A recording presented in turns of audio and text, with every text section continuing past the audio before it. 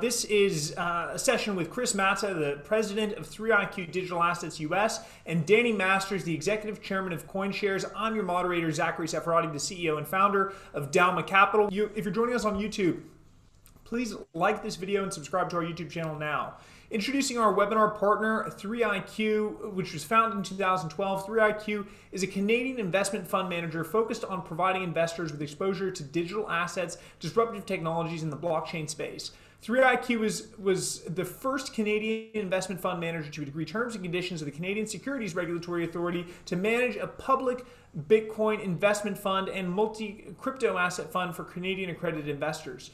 Access to these new technologies can be daunting, costly, and inconvenient, but 3iQ has worked through a stringent regulatory process to offer investors convenient and familiar investment products to gain exposure to digital assets. Again, thank you both so much for joining us, Danny and Chris. Danny, I actually had the pleasure of seeing you just the week before last at the Bitcoin conference in Miami, and what an event it was. It really it was quite an experience. For those of you who weren't there, 12,000 people descended on Miami. It was impossible to book a hotel. Everybody was, social distancing was completely disregarded, and people were there paying as little as $2,000, as much as $20,000 a ticket to get into this event. It really had some key takeaways. But Danny, you've been going to these events for years, and you've seen how they've evolved, how the people who attend these events have evolved. And I'd love to understand what that has done to shape your view of where we are now in this cycle with Bitcoin and digital assets. Sure. Well, hi, Zach, and hi, everyone. Welcome from West Hampton Beach, New York. Great to be with you all today. And as Zach mentioned, we were there down in Miami. We were chatting just before in the green room, and I talked about the Bitcoin Foundation conference I went to in May of 2015, the first time after 2.5 years trading crypto I'd ever actually met a physical human being in the space. And at that event, myself and Dan Moorhead, the principal of Pantera, were the only two financial services people amongst the 2,000 delegates. And the people we met there, I remember Brian Armstrong having a little table with some balloons and some flyers trying to pitch the new Coinbase exchange, and another great missed opportunity in my career. But the energy that was there for someone like me who's been in finance for a long time, the energy there was palpable in 2015. But it was all crypto, it was all computer science. It was just a bunch of young kids with great ideas about distributed networks, immutability, the sort of financial freedom and inclusion. And here, many years later, we find ourselves in Miami. The community essentially took over the town for 4 days. There were boats with billboards floating by. There were planes dragging banners. You couldn't rent a hotel room, an Airbnb, or a nightclub or a restaurant to save your life. And what was incredible about it was, of course, that the dynamic in the constituents and the cohort had changed dramatically. And of those 12,000 people, probably 11,500 may not have been in crypto 1 or 2 years ago. And they were from every financial institution, family office, hedge fund, pension fund around the world. And it was really impressive. It was very uplifting. And I think it was a great sort of stake in the ground when it comes to looking at what the energy and the optimism and the enthusiasm around crypto is today. Absolutely. And I mean, the focus of our session and a big topic of discussion at this event was the explosion of exchange traded, exchange listed products. You had panels of public listed miners. You had a lot of discussion around the exchange traded products that are focusing on Bitcoin, Ethereum. I'd love to Chris, if you could maybe share one of the kind of topics or questions of discussion is why people would hold a Bitcoin exchange traded product rather than holding the underlying themselves. Right. Yeah. I think like you mentioned, there's been a huge focus on exchange traded products, especially recently. I think this has always been looked at as the holy grail in like the US, for example, having an ETF that's approved by the SEC. And the reason that it's held to such a high standard is because for a lot of traditional market participants that don't necessarily have the crypto infrastructure built out, an exchange traded product that's regulated, has oversight from regulators, essentially a sign off, provides an easy way to get entry into the crypto space and allows institutional participants and retail participants to more easily get into the crypto ecosystem.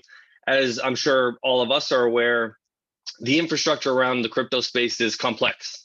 From setting up trading relationships, the crypto space is fragmented. There's a variety of exchanges that are distributed, OTC platforms.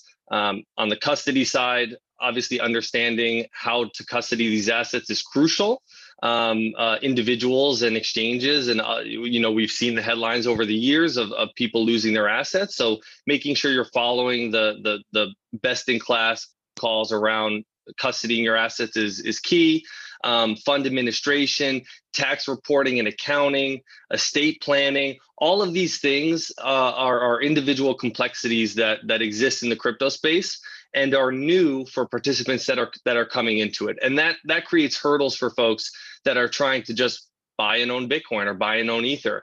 So a regulated product packages all of those features really nicely into a regulated vehicle that's accessible through the traditional brokerage accounts and financial rails that many traditional participants are used to. So I think that's really crucial, and that closes the gap between the scalability you get in an ETF, right? These providers like 3iQ, like CoinShares, are doing this at such a massive scale. They have counterparty relationships that are built out across the entirety of the crypto space for custody and trading. And as a result, there's reduced fees and benefits that you get from going through an organization like that.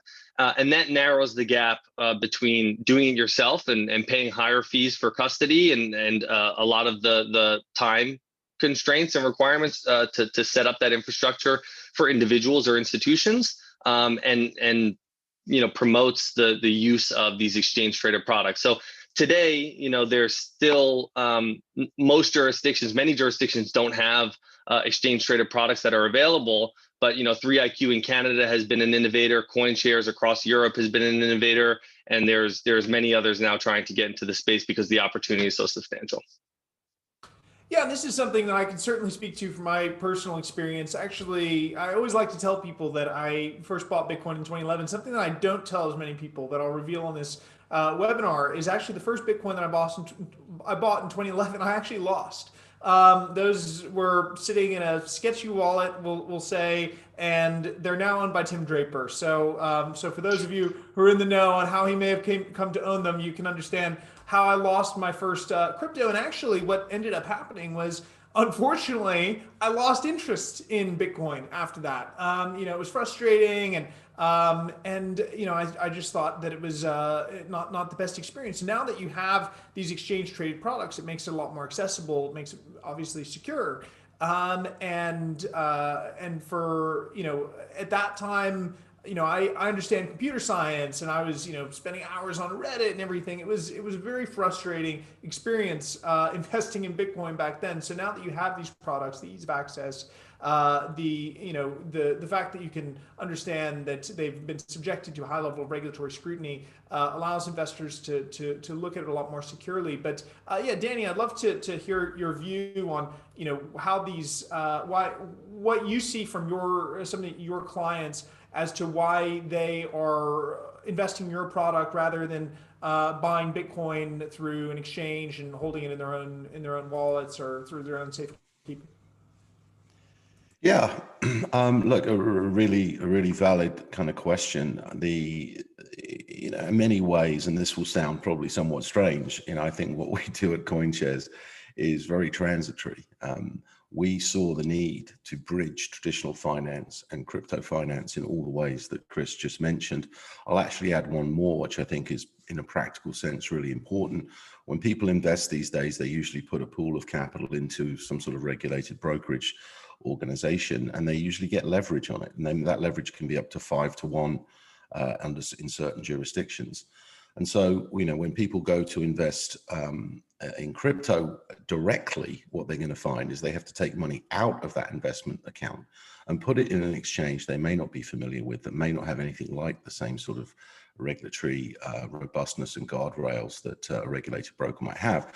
But more importantly, their leverage will decrease. So if they've got $1 million that's levered up to $5 million, if they take out $500,000, their investment pool goes down to $2.5 million.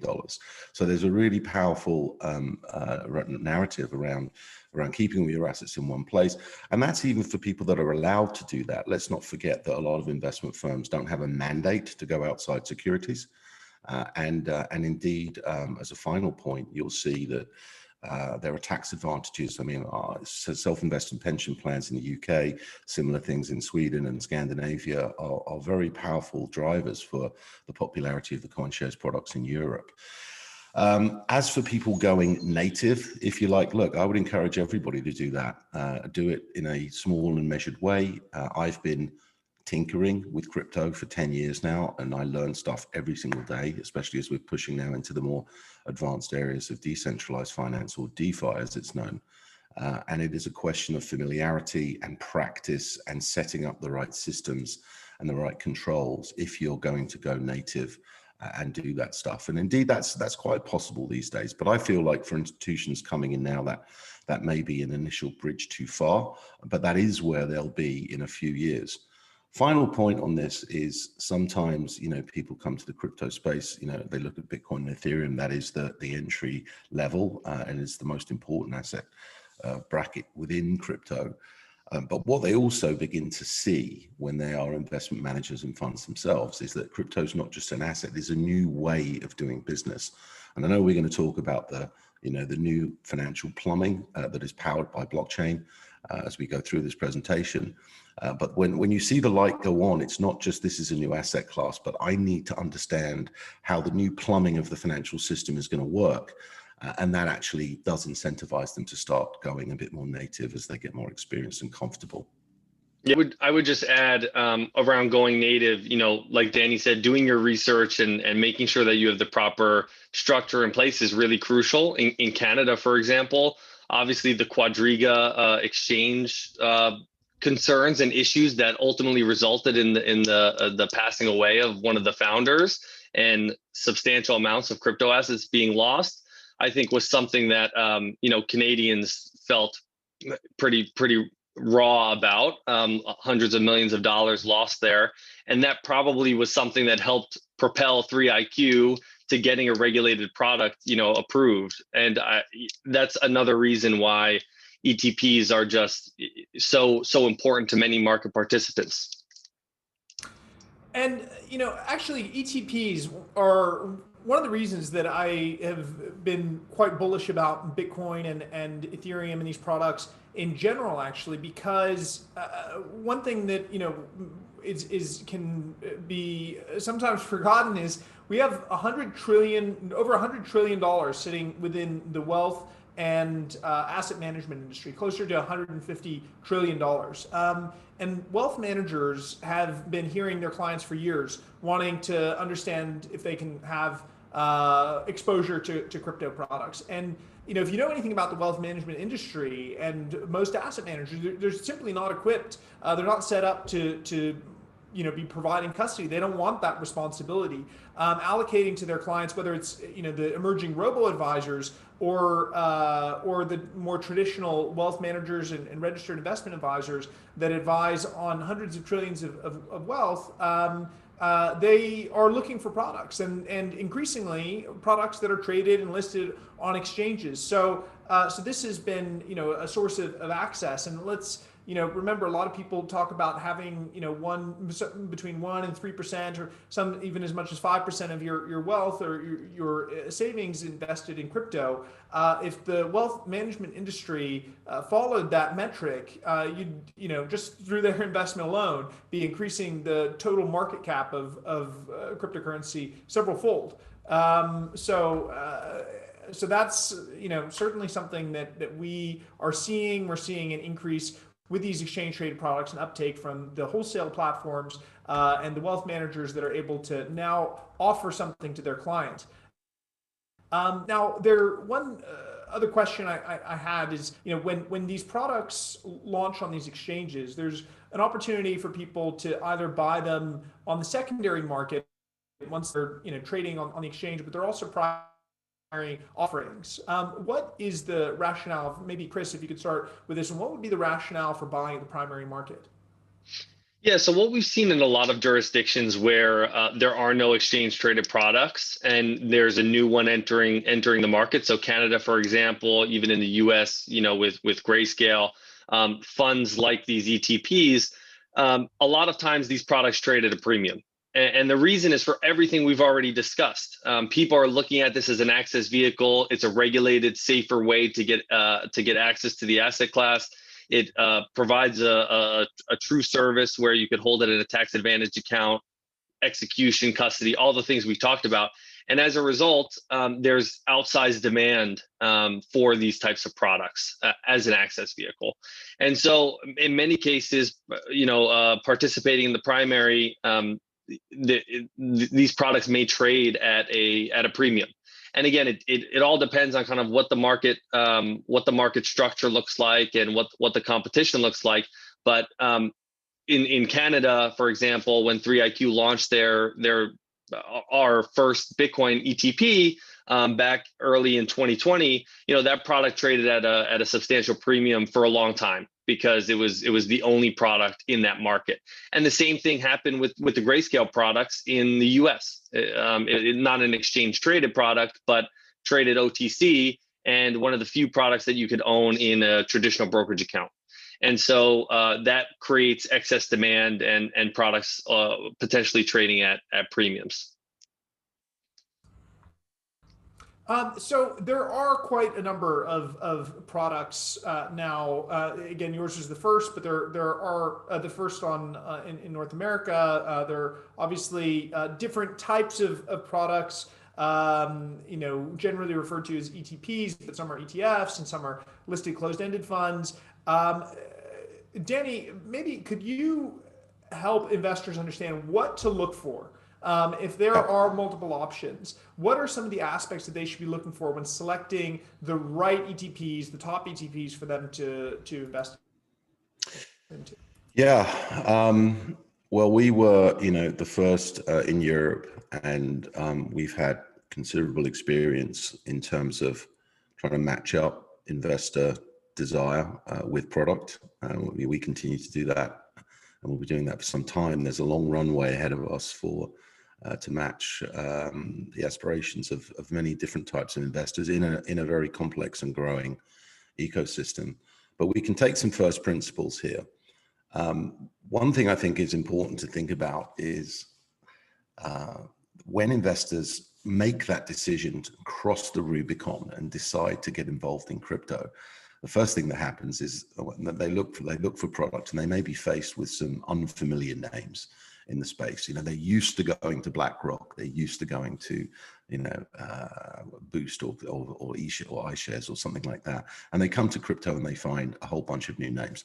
That's one of the reasons CoinShares went public. It's probably the primary reason CoinShares went public, because we wanted to put the full strength of NASDAQ surveillance group, all of the legal structures, the Swedish regulator behind us, so that when people came to crypto and they looked at our name, at least half of the due diligence and concerns they might have would be put aside, and that's part of the driver between us and 3iQ, where we co-brand the Canadian products.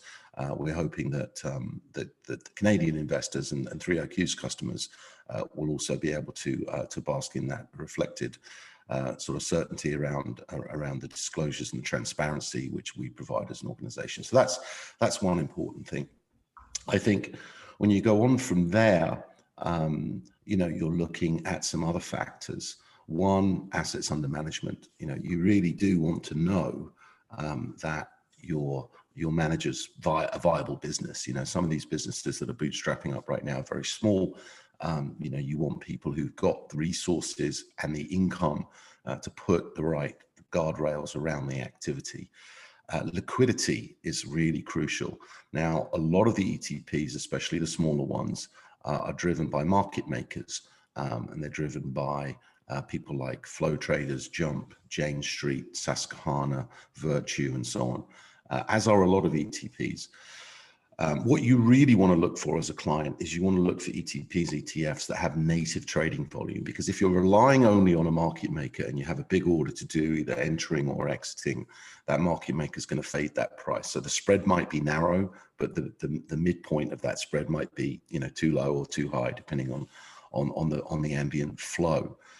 What we find in our suite of products now, and we did over $500 million in volume on the volatile day when the markets kind of corrected a few weeks ago, and almost all of that volume was done between customers and customers, not between customers and market makers. So very important to look at the underlying natural two-way liquidity that you have in these products.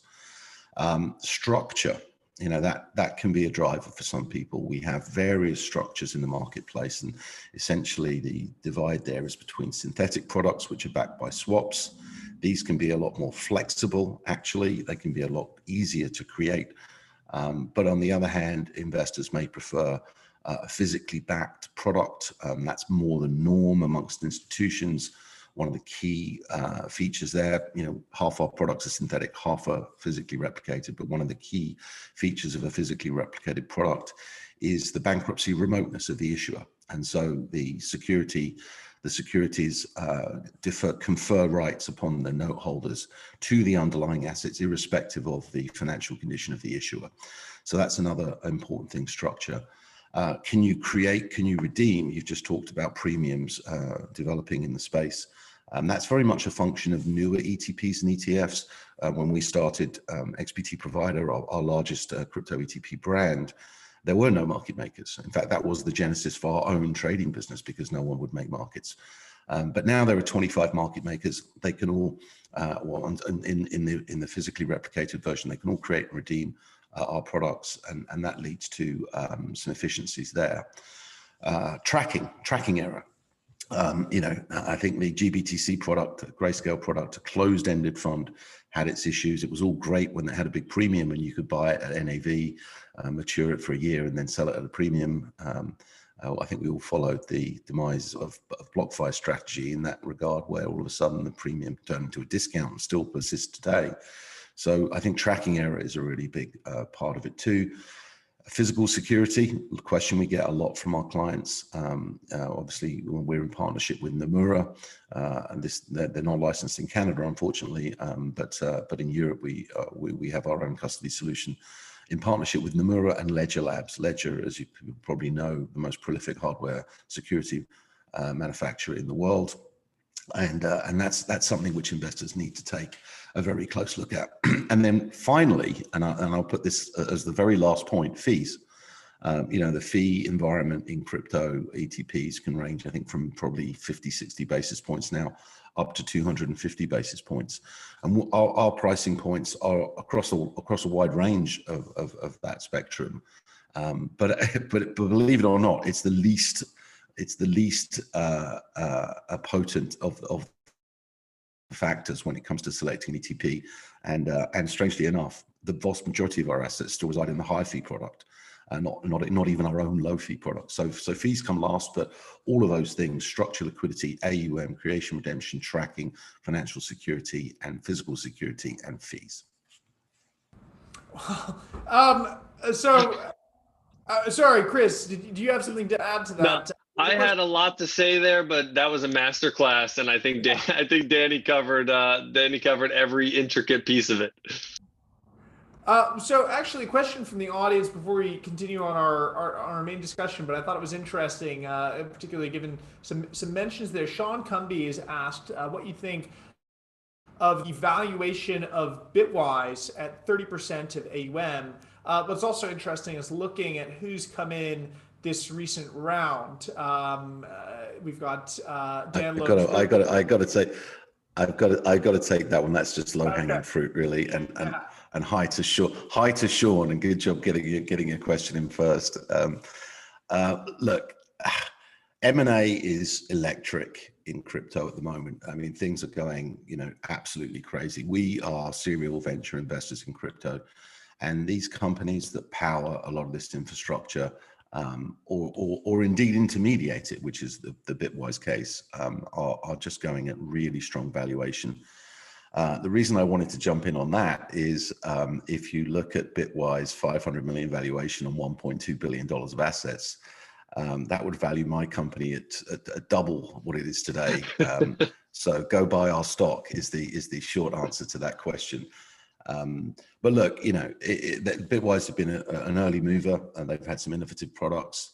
When you see guys like Stan Druckenmiller on the cap table, that is really encouraging, and it speaks to everything we just said. It speaks to the whole Miami effect. It speaks to the client pull that's coming from the clients of Goldman Sachs and Morgan Stanley and JP Morgan.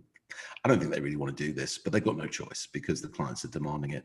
And now you're seeing these luminaries backing, companies that are producing this product. And the valuations are rich. There's no question about that. I happen to think that they will play out as good investments over time. Yeah, I think we've seen that across the space in crypto over the last several years, especially during these bull cycles, where the valuations of many crypto firms are at a really high premium, and it's a play on the space, right? I think everyone's bullish on the space, and you see that reflected in the valuations of private companies themselves. And asset managers specifically we're just starting to really see an asset management revolution in the crypto space over the past 12 to 18 months. And that's still, there's a ton of momentum there. CoinShares going public. We're going to start seeing more M&A activity. We're going to see more asset managers and other financial services firms in the crypto space going public, I think, in the near term. Coinbase obviously being a big one recently, and everyone's feeding off of these valuations and the potential upside, and finding different ways to play the crypto asset class, right? Some institutional investors don't want to invest in Bitcoin, but they're comfortable investing in the infrastructure, like an asset manager like Bitwise, that's going to generate fees off of their AUM. And so investing in them is essentially a play on investing in Bitcoin as well, because as Bitcoin and the assets that they manage go up multiples, the valuations of these companies are also rising drastically.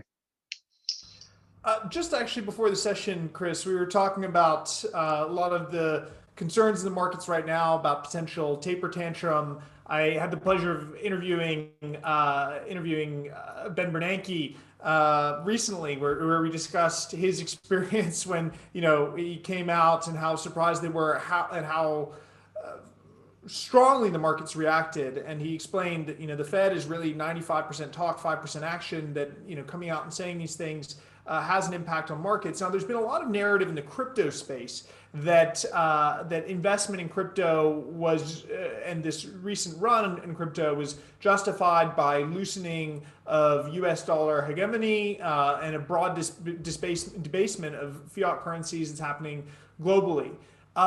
Given that this has been a short-term dynamic stemming from these extreme monetary policy actions, do you really buy the case that there's been a lot of entrance into crypto because of this belief? Is that correct? Do you think that these investors are going to prove sticky? Do you think, if we do have taper tantrum, are we going to see, just like we saw emerging markets sell off, so many years ago, are we going to see crypto be part of that sell-off? What would be the broader long-term view that people should have in mind for crypto with respect to the kind of view on fiat currencies, debasement, and this narrative? Danny, I'd love to start with you on that one. You remind me of a conversation I had with a chap by the name of Kevin Walsh, who people may know as a prominent banker, was involved in the Fed activity, all the way back to the financial crisis in 2008. He now works in Stan Druckenmiller's private office. He's a good friend of mine, good friend of CoinShares, and one of the world's most intelligent and thoughtful central bankers. And we were having a conversation a number of years ago, in probably about 2015, and he said crypto was created because the Fed opened the door via monetary stimulus and quantitative easing to the sort of dilution of the monetary base. And he said crypto's future will be determined by how the Fed unwinds the 2008 QE program. Well, at that point, neither of us could have imagined that, what was taking the Fed as a benchmark, but it's true around the central banks across the planet. The Fed balance sheet probably ballooned to about $3 or $4 trillion during the 2008 and after that period. And it's now probably going to hit 10 or 12 trillion after the coronavirus panic. So there was no conception this would happen. There's no doubt that the same drivers that powered the initial emergence of crypto were then doubled down when we saw the big worldwide easing as a function of coronavirus. Yes, I do think that the withdrawal of stimulus and the tapering, as or whatever assets then get put back in their right boxes. It is going to be a little bit of a headwind for crypto. But I think, as I sort of alluded to before, what we can't get away from is the fact that crypto's here to stay. Bitcoin's here to stay. I think the emergence now, we're going to see countries start to adopt crypto as currency. This is the development that we saw, the big takeaway from Miami. That shouldn't be underestimated. And there are really good reasons to do that in some of these countries, as uncomfortable as it may be for the legacy financial world. So yes, there'll be a little bit of headwind as we come out of this cycle. That will probably be true for all assets. But unlike all assets, I think crypto's got a much brighter future because of the changes and the replumbing we can do of the financial system, and even of the monetary operations of smaller countries through the technology that now exists. Yeah, I would add, crypto didn't get here. Coronavirus and quantitative easing over the last 12 plus months have supercharged the growth of Bitcoin and crypto assets. That's definitely been part of the narrative. It's not the only driver of growth, though, right? We have to keep that in mind. Bitcoin crypto resonates with millennials, the privacy, the security, disintermediation of traditional finance. Those are all still huge themes as part of this. I think, quantitative easing has really helped shine a light on the crypto space and bring it into the mainstream, not only with individuals, but also now with institutions and with countries, like Danny just mentioned. And those can't be undone, right? There are going to be short-term headwinds, but more and more folks are accepting, Bitcoin as this store of value, as a new digital gold. The Web 3.0 movement. Now people are looking at this, right? People are looking at DeFi. People are looking at Ethereum. People are looking at what other crypto assets kind of hold, because now they've been introduced to the ecosystem, right? And so I think that's generating more and more interest and a lot of momentum, which, it can be slowed down, but I don't think it can be reversed. And we've seen that time and time again over Bitcoin and the crypto ecosystem's history. Well, that's a perfect segue into the next point that I wanted to touch upon. But mentioning Miami, there was something quite interesting that I did see there. So walking between the sessions, I actually looked down on the ground and I found some money. And I thought, oh, somebody dropped their money. And then I looked around and I realized the ground was covered. And the closer I looked in one direction, the more and more I saw piles and piles and piles of this money. And then there were boxes and mountains, and it was actually Venezuelan bolivars. Somebody, I don't know who it was, but somebody had brought crates full of Venezuelan bolivars, and they were everywhere, right? And you realize it's 20 bolivars that's not worth even bending over to pick up. So that was something that I think was whoever pulled that off or whoever did that, it was a really interesting stunt to see at that conference, and it really spoke to this point. But I would agree that it is a driver, and it's something that that we're going to continue to see with central banks around the world. And I think, again, we're going to have, just as the Fed had difficulty tapering before, it's going to have incredible difficulty tapering now. But I would agree that what I take away from what you said, Chris, is that the key driver here really is we're moving up the adoption curve. And we're still at an early stage in this adoption curve, but the next ramp up the adoption curve has become so much easier, and exchange traded products are a big part of that. But another part of that is really the use case, the preponderance of use cases, and a lot of what is happening in DeFi and this this kind of parallel financial system that's been created in DeFi, where a lot of organizations and teams are doing an incredible job of recreating the institutions of the financial system itself in a completely decentralized format. And Danny, this is a subject that you have been you've been really ahead of the curve on. You've been explaining to people how DeFi is driving this next phase, not only of crypto adoption, but also the impact that it will have on Ethereum.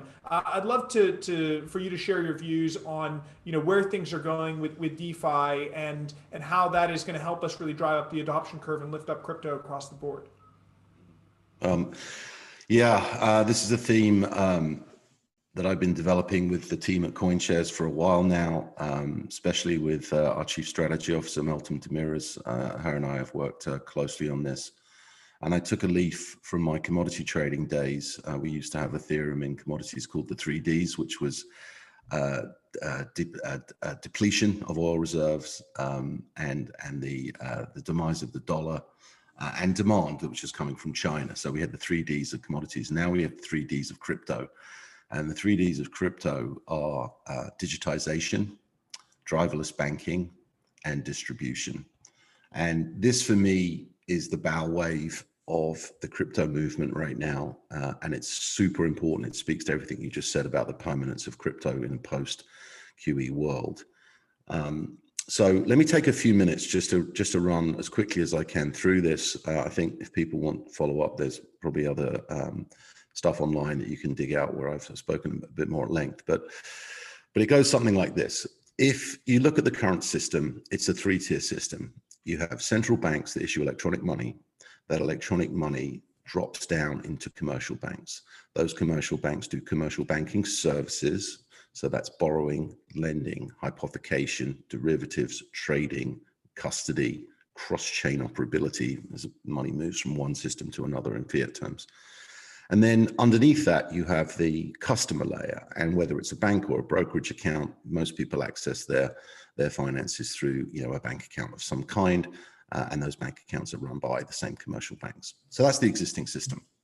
The new system looks something parallel, but actually, I believe, much more powerful. So at the top level, you have digitization. Today, digitization is 1.5 trillion. You have the vast majority of that being Bitcoin and Ethereum. You have some utility tokens that have a lot of value. Binance Coin is probably the most valuable one. And then you have a smattering of assets. Now, US dollar Tether, US dollar coin are the biggest assets. I don't know what the number is today, 30 billion probably. And then you have a sprinkling of real estate, of bonds, of commodities, of art now. And some other things. So that's the digitization bucket. I believe that digitization bucket is going to explode. And the first thing that's going to make that explode is central bank digital currencies. Whole separate conversation you can have about that, but there are huge advantages for central banks to issue digital currencies. And they're beginning to understand that now. And as much as they hate the idea they might be in crypto and they're trying to do it without crypto, which is a challenge, they are going to do that. And then we're going to see stocks tokenized. We're going to see all commodities tokenized. Everything's going to be tokenized. So that's your digitization bucket. Underneath that is the driverless banking layer. Now, this is DeFi. Driverless banking is how can you do those banking services? How can you borrow? How can you lend? How can you trade? How can you do derivatives on chain, i.e. without humans, doing this in an algorithmic environment. And it is amazing how the companies that have come to crypto that may not even be a year old have delivered this product. This is product that was promised in the last cycle high in 2017-18, which wasn't there. This product is actually here, alive, and growing incredibly rapidly. So you've got amazing companies like Compound Finance and Aave, who between them probably have 40 billion in borrowing and lending on chain now. You have digital custodians, on-chain custodians, people like Fireblocks, people like Copper, people like Kamena, we mentioned before. You have these layer 2 trading solutions like DYDX. Pretty much everything that a bank can do can be replicated on chain through these driverless banking features. So now let's go down to the third layer. Well, clearly the central bank is not going to be the one that spreads the digital wallet ownership across the world because they don't have any customers, they don't have any clients. And it's also not going to be the commercial banks because they are way behind the curve on this kind of stuff. So you've got some contenders for who's going to do the distribution. You've got big wallet infrastructures like our partners at blockchain.com. They're probably up to close to 100 million wallets now. They've been managing private keys on an industrial scale for over a decade. That is not something that you learn in a week. You have people like Facebook who've come out with the DM project, that's had multiple false starts. You've got Coinbase, obviously, Binance, exchanges that have big digital wallet infrastructures. But the really interesting thing here is this digital wallet architecture is ready, it's live, it's working. It is just a question of getting it out to people. And, for me, I think the next sort of booster rocket in crypto will be when a big tech company, and I don't know anything about this, I'm just saying this sort of makes sense to me, and that could be Google, it could be Facebook, it could be Amazon, maybe PayPal will up their game, it could be Instagram, right? It could be any of these people. If they put a digital wallet on that massively distributed network that they have, you're talking about numbers where today you might have a few million unique wallet operations across crypto, across Bitcoin, across Ethereum, a few million a day. Facebook has 2.5 billion wallet operations a day. So you're talking about putting existing technology, which is a better product, DeFi is a better product than traditional finance, onto platforms that can boost the user base by 1,000x in a day. And that, I think, is when crypto really arrives. And I don't think that day is more than a year away.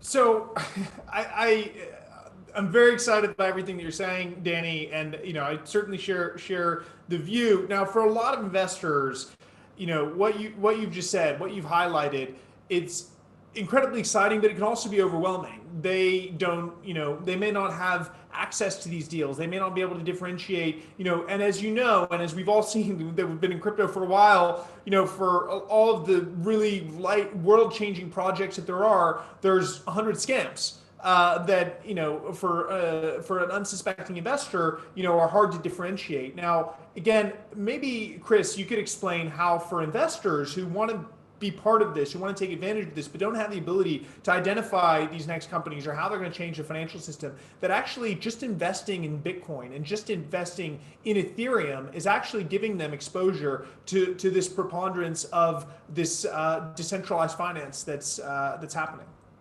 Yeah, I think that's absolutely the case. Bitcoin is kind of the first piece of decentralized finance, right? It's this global reserve currency, or potentially the global reserve currency on a broader scale, but for crypto assets, most definitely the global reserve currency. And Ether, the Ethereum platform, a lot of what Danny just described is being built on top of the Ethereum platform, right? And there are other competitors out there. There are risks obviously associated with investing in Ethereum versus some of these other crypto assets.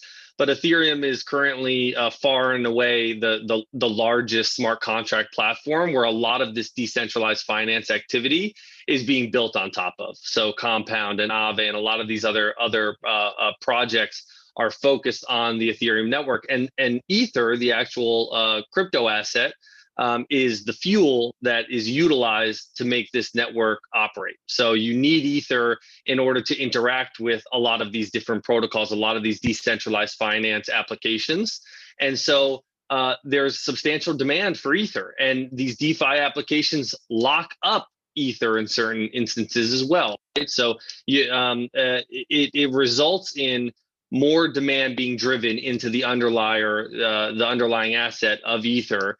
And that's why we've seen, or it's one of the factors that's resulted in a lot of the price appreciation around Ether and the outperformance of Ether over the past 12 to 18 months, alongside, obviously Bitcoin and some of the inflationary concerns that we talked about earlier. So I think for investors that are looking for ways to play the DeFi space, owning Bitcoin and Ether gets you direct exposure to a lot of this, both the inflationary protection and the Web 3.0 cutting edge technology that Danny's explaining here, and getting you exposure to the DeFi space as a whole. And you can do that through these regulated ETPs we talked about. And again, that's kind of the entryway for folks that are comfortable and invest in this and have a long-term view.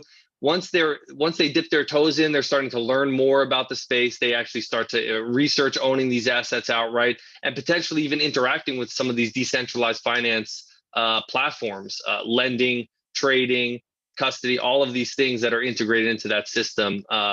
People start to move up that adoption curve and interact with the actual platforms. So we Yeah, sorry, I just let me just jump in quickly to your point, Zach. You talked about it being bewildering. It's bewildering for me, and I do this all day, every day, and I have a great team, around the world. It's bewildering for me. So I empathize with everyone that's trying to catch up here. But we should also note that, when I'm spinning stuff in DeFi and out there sort of on the cutting edge, trying to figure out, the latest new technologies, and investing in it. I don't do this experimentally. I do it in a very practical, in a meaningful way. You still end up unwinding everything. So you come out of your locked up staking pool, no more jargon. You come back into Ethereum.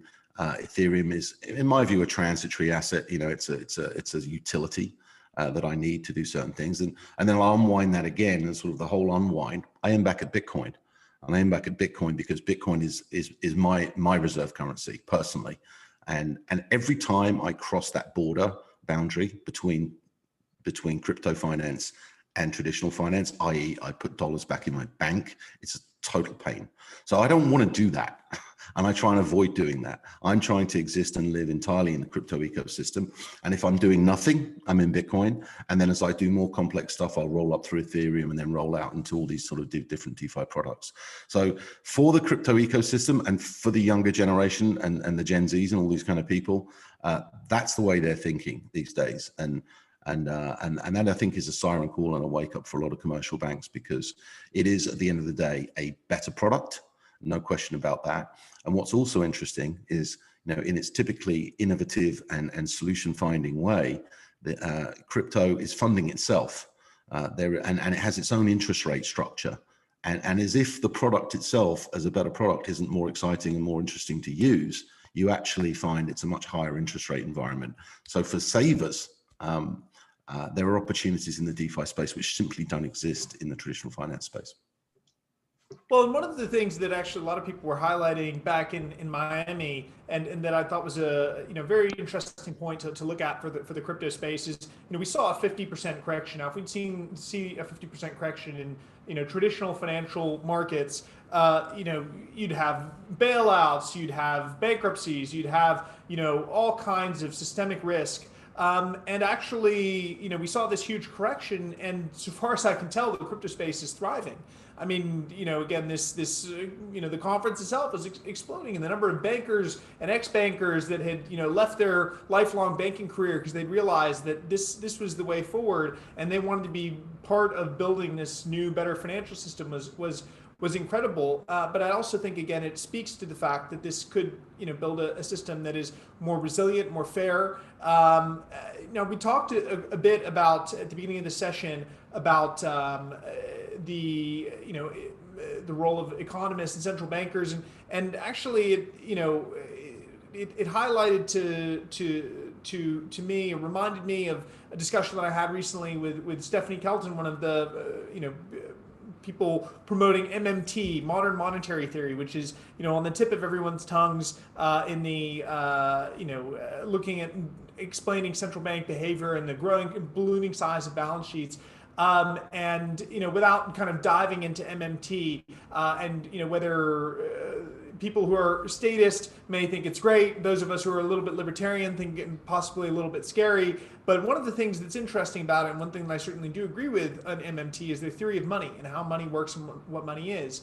And their theory of money is that money is the creature of the state. It's a creature of a system that requires tax in that currency. In the United States, the US dollar doesn't have, its objective value was eliminated with Bretton Woods. But what it was replaced with was, instead of subjective value or an objective value, an intersubjective value. I know that at some point, Danny this year is going to have to pay taxes. and probably a lot of taxes because he's had a pretty good year. So he's going to end up having to do that in dollars. He has no choice.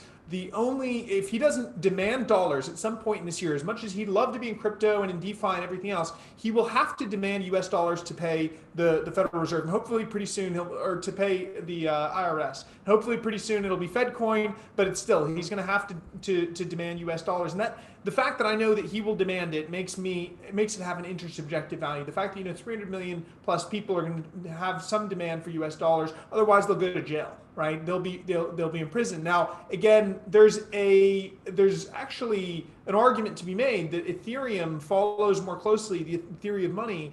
This theory of money, it's called neo-chartalism, than Bitcoin, because it has, it taxes its system, it creates demand. Now, again, we've said that there are obviously different roles, completely different functions.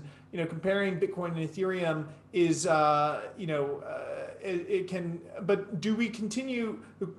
Actually, the question I have is: do we continue to see, Bitcoin dominance? Certainly Bitcoin and Ethereum as the mainstays, or do you predict or have an outlook that Ethereum may become the dominant cryptocurrency in the digital asset space? I'd love to hear both of your views on that. Yeah, I'll kick off and then hand it over to Danny. So, I think it's an interesting question. I think Bitcoin has obviously been the reserve currency of the crypto space for since inception. Everyone's been talking about the flippening over the past years as more new crypto assets have been introduced to the space. We can argue this both ways. I think people have different views on this.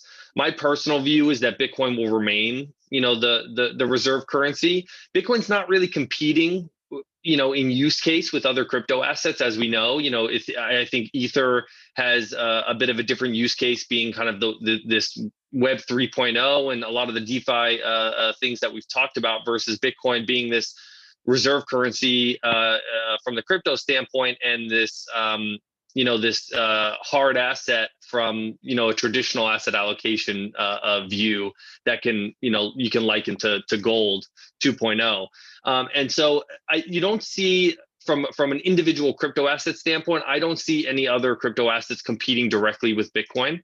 Now, that's not to say, to your point, that Ether can't grow larger in value. You can compare the use cases and say, the digital gold use case, if we're going to limit Bitcoin to that, gold is what, 10 trillion. If you start to expand that to other store value assets, that's multiples more. And then if you expand that to global reserve currency throughout the traditional world, it's even larger. So it depends on how you define that use case. In the simplest case, you can call Bitcoin a potential $10 trillion market. Ether, being this new Web 3.0, how do you the value of the entirety of the financial system and the internet, if you play out Danny's vision, and the entire traditional financial services infrastructure is disintermediated by Ether and DeFi, and a lot of that value accrues to the actual underlier Ether, well, that could be even larger. So I think it's a really hard question to answer, but I kind of have a similar view to what Danny described earlier as Bitcoin kind of being that reserve currency. And so I really think that's going to be an anchor for the crypto asset class as a whole, and will probably continue to maintain dominance while Ether and some of these other smart contract platforms do continue to grow alongside it. Yeah. I had an interesting session with a good friend of mine called Ned Naylor Leyland, who runs Jupiter Asset Management in London a week or two ago, which is also online, and was very much, Ned's probably one of the world's great gold experts and macro experts, as it so happens. And we talked a lot about this kind of stuff. And I sort of coined the phrase to him, which made him happy, that gold is financial technology. And gold is financial technology that goes back 5,000 years. And if you think about it, it's remarkable that you could have started at one end of the Silk Road, 2,000 miles away from the other end of the Silk Road, and you could take gold, or actually more frequently silver, and you could go to an entirely different culture, that might take you 2 months to get to, and talk to people that don't even speak your language, and you could hand them over this metal, and it just had sort of global appeal, and that appeal exists, even to today. What gold hasn't done is modernize in terms of its actual utility. So there is something about this trust element and scarcity element that is simple. I think when you start talking about MMT, it can become very complicated very quickly, and I personally hate having those sorts of conversations because I can't really ever win those. But there's a simplicity about gold technology, and I think that flows over to Bitcoin. And indeed, in the middle, the dollar as well, right? The dollar is acceptable, almost without question all the way around the world, and not for the tangible reasons that it used to be, because it was backed by gold. It's just accepted, and that's technology as well. It's technology that's based on trust, but it's a good technology too. And Bitcoin is just a third one. I personally don't think there'll be a flippening. I think we got as close as we're going to get. Ethereum network became a victim of its own success. With network transaction fees of $45 average was just ridiculous. I mean, that's just absolutely not supposed to happen. But in typical fashion, the crypto community is reacting very, very quickly. And we're seeing the emergence of things like the Polygon network, which is a top layer on top of Ethereum. A little bit like the Visa system, the Visa credit card system works on top of the Fedwire system. If you buy a coffee, you don't pay with a Fedwire, you pay with a Visa, and then Starbucks will get a Fedwire sometime later in the day for 5,000 coffees. So these Polygon layer 2 solutions, and there are many of them today, probably 20 of them, are the crypto community's reaction to high gas fees in Ethereum, and they work. And I think there are now over 200 DeFi projects on the Polygon second layer solution that migrated from the Ethereum solution, because Ethereum is a bulk money transfer system. If you're talking about $45 fees. And in fact, these ones are much faster and much cheaper. And the effect of this, by the way, has been that gas fees, or the toll that you use for using the Ethereum network, has dropped to a 6-month low. It's not dropped to a 6-month low because the market fell. It was not about that. It's about the fact that some of this traffic, a lot of this traffic, is now going on the more efficient layer 2 solution. So think about it this way: gold, Bitcoin, gold, reserve currency, money tech that works all around the world. Ethereum is like the world's most complex utility that allows financial transactions to happen across multiple dimensions across the planet in a very, very short space of time. Well, we are actually running out of time on this session. I would love to keep going for another hour. This has been awesome. You guys are both great. I'd love to just kind of close the question. We've been talking a lot about DeFi. What is the approximate size and value of this DeFi space today? And where do you think it's going? Does this have a potential to replace or live alongside existing legacy financial products? Before we hand over that question, I'd like to remind everybody who's dialing in from the Middle East, we actually have the 3IQ team here in Dubai right now. For those of you who'd like to meet them, again, please just send a note to the AIM Summit team. They'd love to introduce you. They'd love to, you have Fred Pye, you have a large contingent of his team here. Chris didn't make it. He's got to hold down the fort back in North America. But yeah, over to you guys about the size of the DeFi space, where it's now and where it could be in the next few years. Yeah, I think in terms of how you size the DeFi space, I think one metric is the value that's kind of locked in DeFi platforms, which I think is around 50 or $60 billion worth of value locked in these DeFi platforms. And that means, there's lending activity, there's trading activity kind of happening, and that's the value of it that's locked in these platforms. And then separately, the actual value of the market cap of the DeFi token, which things like Uniswap and Aave and Compound, a lot of these DeFi applications have a native token that's a utility to operate that platform. I think the value of those are north of something like 60 or 70 billion as well. So I mean the space is sizable and growing. Over the last year plus. It's gone up multiples, obviously. In terms of your second question, I'll kind of hand that over to Danny. But everything we've touched on in terms of like what that space can be today, I'd say the majority of that activity is concentrated in lending and trading. But the full suite of the financial services system is kind of the potential. Yeah, well, Chris is spot on with his numbers. Obviously, a very hardworking and diligent guy. I don't know why he's having to do the interview while Fred's hanging out in Dubai. We should have seen Fred's face on the webinar, and I hope he's enjoying himself there. But your numbers are spot on. About 60 billion locked, and about 50 billion in market cap if you look at the tokens themselves. I mean, the way to think about this, the way I like to think about this is, what does it take to create a true digital bank? And, one of the reasons I think CoinShares stock and even Coinbase stock are both undervalued is people don't quite understand, what we're trying to do in this regard. But you can assemble a digital bank by assembling a lending service, a custody service, a trading service, a derivative service, which you can piece together from all these decentralized and autonomous applications like Aave, like Maker, like Sushi Swap, or whichever components you need. And if you look at the governance tokens, sometimes they confer some revenue, sometimes they confer some voting rights. And if you add them to sort of Coinbase's market cap, because they are the 800-pound gorilla, if Coinbase start to accumulate these driverless banking services, which I think they will, in fact, they've already done so through the acquisition of companies like Bison Trails, which is a staking company.